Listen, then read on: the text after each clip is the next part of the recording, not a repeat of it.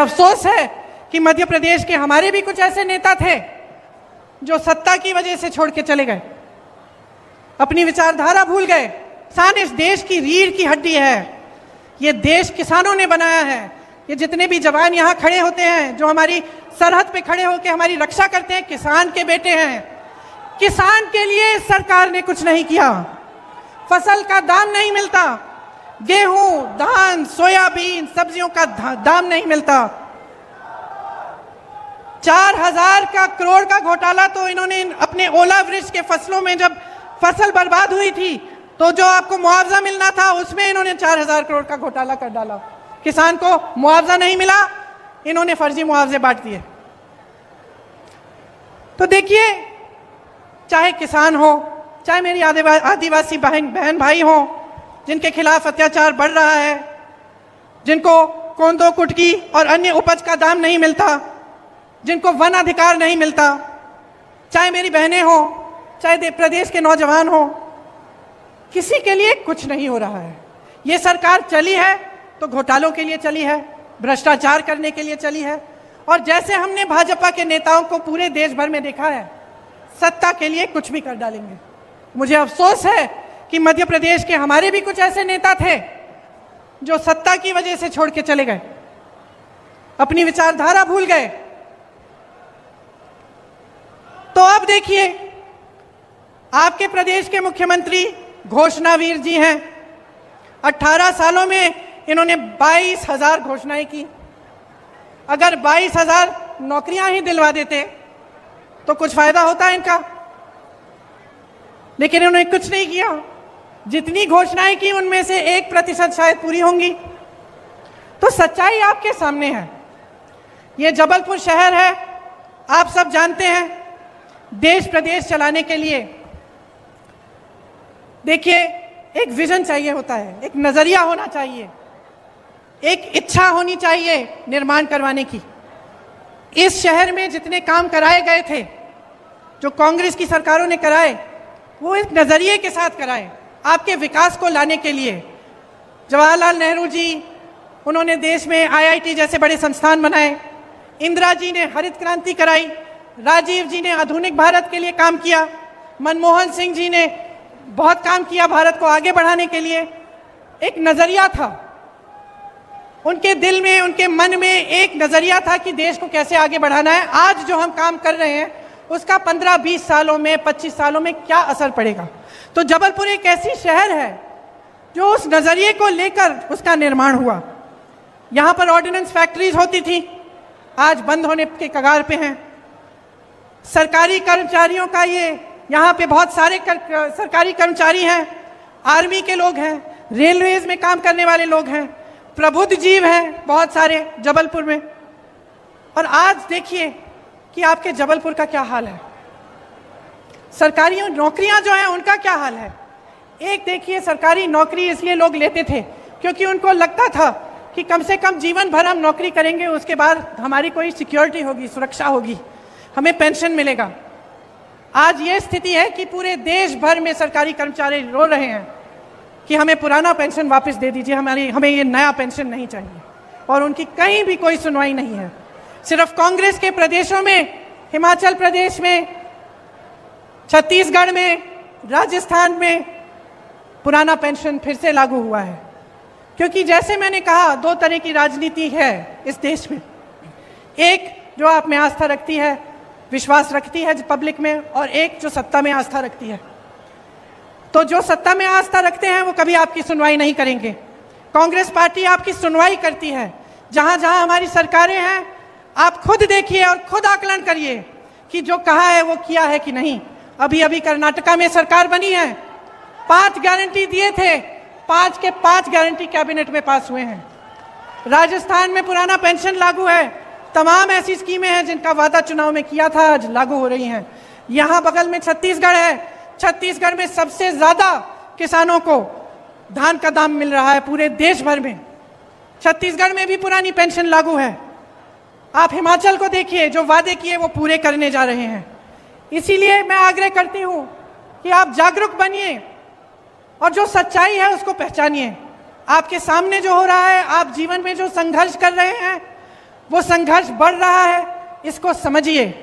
और ये देखिए कि कांग्रेस पार्टी के नेता, कांग्रेस पार्टी की सरकारें अपने प्रदेशों में क्या कर रही हैं, और आपको खुद समझ में आ जाएगा कि जब कांग्रेस की सरकार मध्य प्रदेश में आई थी, जिससे पहले कि भाजपा ने उसको गिराकर ये सरकार बनाई, तब उन्हीं 1.5 सालों में कितना काम किया गया।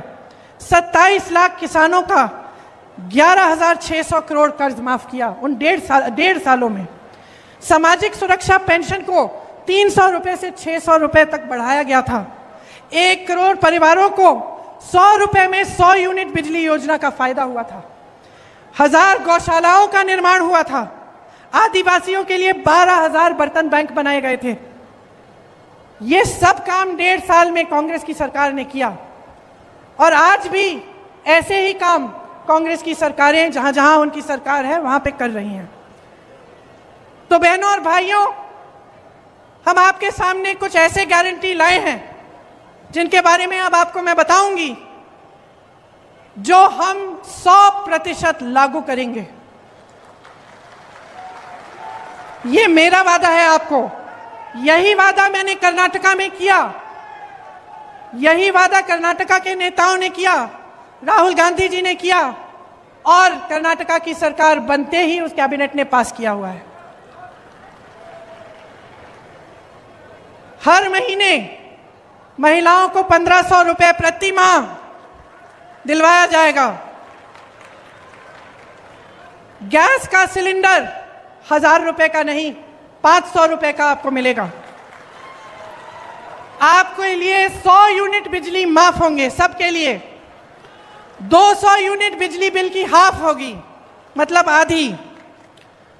हम मध्य प्रदेश में भी पुराना पेंशन लागू करेंगे। आपका दर्द हम समझते हैं, कर्मचारियों का दर्द हम समझते हैं। आप देखिए इन्होंने क्या नहीं किया। आर्मी में भी इन्होंने 4 साल का वो कर दिया है, कर्मचारियों का पेंशन कटवा दिया है। तो हम कह रहे हैं कि सरकारी कर्मचारी सारे सुन लें, पुरानी पेंशन लागू होगी। जो किसान कर्ज माफ करने का काम हमने शुरू किया था, उसको पूरा करेंगे, और जो बचे हुए किसान हैं उनका ऋण माफ किया जाएगा। ये हमारी गारंटी है। और देखिए, दिल से मैं कह रही हूं कि बहुत साल हो गए, केंद्र में 9 साल हो रहे हैं, आपके प्रदेश में 18 साल हो रहे हैं। ये राजनीति बहुत आगे बढ़ चुकी है, जो आपको नकार रही है, आपकी जरूरतों को नकार रही है। हर बार आपके जज्बातों को उभारा जाता है, इधर उधर की बातें की जाती हैं। कमलनाथ जी ने कहा, हम भारतीय हैं, हम सबके लिए धर्म से बड़ा कुछ नहीं है, हमारी आस्था से बड़ा कुछ नहीं है। चाहे हम किसी भी धर्म के हो, हम उसे दिल में मानते हैं, वो हमारे लिए सर्वोपरि है। लेकिन उसका मतलब ये नहीं है कि पब्लिक को बहकाया जाए, कि पब्लिक के जज्बातों को उभार कर वोट मांगा जाए, उसका मतलब नहीं है। और अगर नेता ऐसा कर रहा है, या एक राजनीतिक दल बार बार ऐसा कर रहा है कि चुनाव का समय आया, आपके जज्बात उभार दिए, आपकी काम की बात नहीं की, तो आप उनकी आदत बिगाड़ रहे हो। वो तो है ही बिगड़े, क्योंकि आपको बार बार जज्बातों पर उकसा रहे हैं, लेकिन आपका काम नहीं कर रहे हैं। लेकिन आप बिगाड़ रहे हो क्योंकि आप बुरी आदत डलवा रहे हो। उस नेता को कभी यह एहसास नहीं होगा कि अगर वो आपका काम नहीं करेगा तो उसको सत्ता छोड़नी पड़ेगी। समझ रहे हैं आप मेरी बात? आपको समझाना पड़ेगा, दिखाना पड़ेगा नेताओं को, और उसमें हम सब शामिल हैं, कि अगर हम आपका काम नहीं करें और चुनाव के समय आपके जज्बात उभारने की बात कर लें, या आपको किसी जैसे आप जज्बाती मामले पे आपको उकसा दें और फिर उसके बल पर आपके वोट लेके सत्ता में बैठ जाएं, लेकिन फिर आपकी बिजली हम ना दिलवाएं, आपका विकास हम ना करवाएं, आपकी सड़कें ठीक नहीं हो रही हैं, आपके बच्चों के लिए शिक्षा के मौके नहीं दिलवा रहे हैं, नौजवानों को रोजगार नहीं दिलवा रहे हैं, और सिर्फ सत्ता के मजे ले रहे हैं, तो आपको सबक सिखाना पड़ेगा। तो मैं कहना चाह रही हूं कि 18 साल हो चुके, 18 साल में आपने सब कुछ देख लिया। अगर किसी इंसान ने 18 साल में अपनी असलियत आपको नहीं दिखाई और आपको ये पता नहीं चला कि वो आपका काम नहीं करने वाले हैं, तो शायद कभी नहीं पता चलेगा। अब 18 सालों में आपने सब कुछ देख लिया, घोषणाएं देख ली, असलियत देख लिया, टीवी में विज्ञापन देख लिए, असलियत देख लिया, बड़ी बड़ी होर्डिंग देख लिए, बड़े बड़े इवेंट देख लिए और सच्चाई देख ली। तो अब आप तय करिए, बच्चों के भविष्य का निर्माण करना है कि नहीं? करना है कि नहीं? करना है। अपने देश प्रदेश को विकसित बनाना है कि नहीं? अपने नेताओं को जवाबदेह बनाना है कि नहीं? बनाना है ना? तो मन बना लीजिए, मन बना लीजिए। 6 महीनों में चुनाव है, 6 महीने हैं सोचने के लिए, समझने के लिए, और जो आपने 18 सालों में देखा है उसका आकलन करने के लिए 6 महीने हैं ये समझने के लिए, देखने के लिए कि कांग्रेस की सरकारें क्या कर रही हैं अपने प्रदेशों में। जागरूक बनकर देखिए, समझिए, सुनिए और अपना वोट अपने पक्ष में डालिए। एक ऐसी राजनीति को बनाइए अपने देश में, अपने प्रदेश में, जो आपके प्रति जवाबदेह बने। बहुत हो गया ये भ्रष्टाचार, आपको गुमराह करने का बहुत काम हो गया। आप नेताओं को मजबूर करिए कि जब इस मंच पे खड़े होते हैं तो आपके सामने सच बोले, नहीं तो आप उनको सत्ता से निकाल देंगे। यही आग्रह है मेरा आपसे।